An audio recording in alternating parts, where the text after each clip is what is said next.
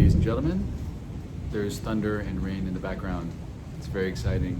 Some of you might be triggered about what I'm going to be talking about today, but trigger is really our own choice to be enslaved to an emotional response, typically negative, to a concept.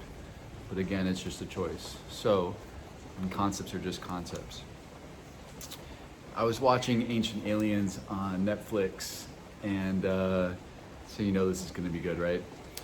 And basically they were just talking about all the ancient civilizations and the holy places that have been built, and there's just this like common theme about kings and leaders who were, got some divine inspiration or some ancient alien inspiration to build these temples.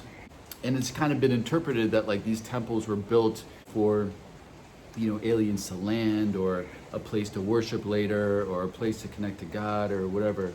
I was kind of looking at that and thinking, what if we're misinterpreting it? Maybe it's not the end result that was the purpose of that exercise. Maybe it was just like humans being humans, which is typically everyone out for themselves and not working together.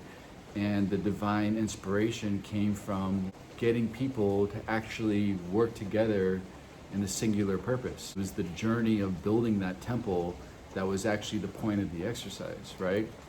Which leads me to what I'm going to talk about today, which is, might be triggering for some people. So today we're like living in this day and age where people want to be respected because they're black. People want to be respected because they're Asian. People want to be respected because they're American, or if they're from France, or they're Indonesian. People want to be respected because they're gay, or people want to be respected because they're transgender, or whatever, right? We're identifying in all these different things. And I totally understand that. And I think that these are little skirmishes with small victories, but in the grand scheme of things, it's not really getting us to where we need to be as a whole, right?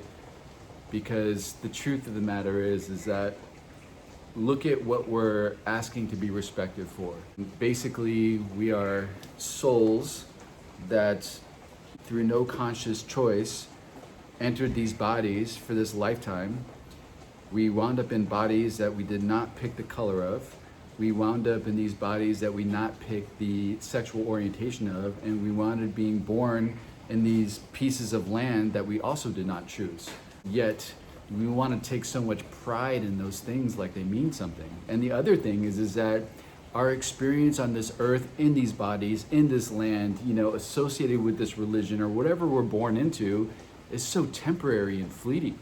So the idea of ownership of those things, or really identifying ourselves and separating ourselves based on those things, is in the grand scheme of things a waste of time. And I understand that people feel oppressed, and so they feel like they need to get respected for that thing that they're holding on to, whatever it may be. But that in of itself is not the big picture goal, right? The more that we let go of how we identify, the more that we let go of these differences that we have, whether our religious differences or sexual orientation or race or socioeconomic or whatever, and the more we actually start seeing each other as one unit, the better off we will be. The bigger collection of conscious, the more powerful that we are. It reminds me of Queen's Gambit. I don't know if any of you guys saw that on Netflix, but to me, the moral of the story is that the way that she beat her big nemesis in the chess world was the collective conscience of people like working with her and for her together to help her do that. And without that, it just was not possible. Can you imagine if like the human race just dropped all of its like differences and just worked together collectively? Then it's just like, how do we do that, okay? Especially now with the internet, with everything is so big and we're, connected to so much, and that seems like such a grand sort of idea. And if you look at how big that seems, it seems impossible today. So what can we do? This is what I do, right? Because like I'm not necessarily thinking that I can change the world, but what I want to do is take responsibility for my part. Now, it's really easy for me in my day to day to just focus on, okay, cool, how can I work with the environment and the people and the situations around me, right? How can I bring harmony to whatever is in front of me? How can I be the blessing to whatever is in front of me? How can I be kind and loving to whatever is in front of me? Maybe that will trickle down through the people that I connect with to other people. I have no idea. And really, I don't care, and I need to do it and act that way, not for the expectation of the reciprocation of it coming back to me from those people, because people are people, humans are humans. Sometimes you'll smile at somebody and they won't smile back, and that's all good. It's not about that. Really, it's just me taking my own personal responsibility, understanding that the universe is going to be paying me back. If we all work towards that individually, just in our daily lives, that's the start. Just letting go of all these things that we think are important to identify as, and just really see ourselves as our primary purpose on this earth, just to be the blessing.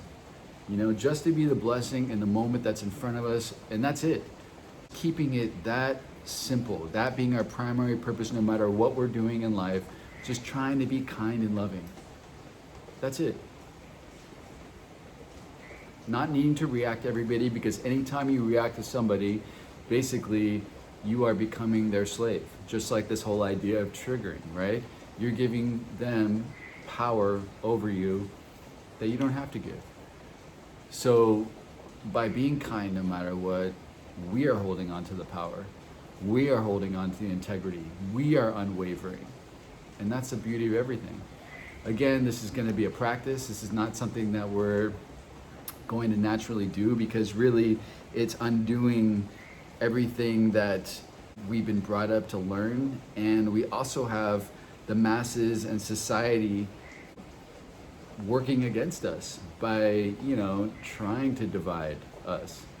So it's going to take a concerted effort on our part to just basically be our own people, be our own individuals, and individually make the decision to understand our divine purpose on this earth, which is just to be loving and kind to whatever's in front of us, and just focusing and practicing on that. Literally, if everybody just did that, the world would change. We wouldn't need leaders, borders would disappear, people would just unite, and I can't even imagine what we as humanity would be able to accomplish. Why don't you go out and if there's someone that you would typically judge, or let's say there's someone on Facebook who's got different political views, or someone who's from a country that you're not super stoked on, just reach out to them and talk to them like a human being. Ask them what their fears are. Ask them about their life. Ask them about their worries and their concerns and the things that make them anxious. Ask them about the things that make them happy, what they look forward to, what they're striving for in their life. And I bet that you'll find that there are similarities, that the foundation of all of us is really the same. There really are no differences. And that's been my experience when I've talked to anybody that I have been brought up to fear or not like, Let's say, I was brought up Jewish. I was brought up to think, Germans were horrible people, the Arabs hate me. I'm friends with people from all over the world. It doesn't really matter, because I didn't see them as Germans, I didn't see them as Arabs or Muslims, or I just see people as people. And in talking to people and just having conversations, I really just saw that no one's any different. We're all trying to either survive somehow, we're all trying to find happiness, we're all searching for purpose, we all have insecurities, things make us feel a certain way, we all experience depression, we all experience anxiety, we all experience happiness and joy. Everyone goes through the same stuff. An old friend of mine once said that everyone lives under the same clouds and in the same sky, no matter what. So I like that. Anyway, I hope that's helpful to you. And and I hope it inspires you to reach out into places that you wouldn't normally reach, out to people that you wouldn't normally reach out to, and really see that we're all in the same boat, you know? All right, cool. See you.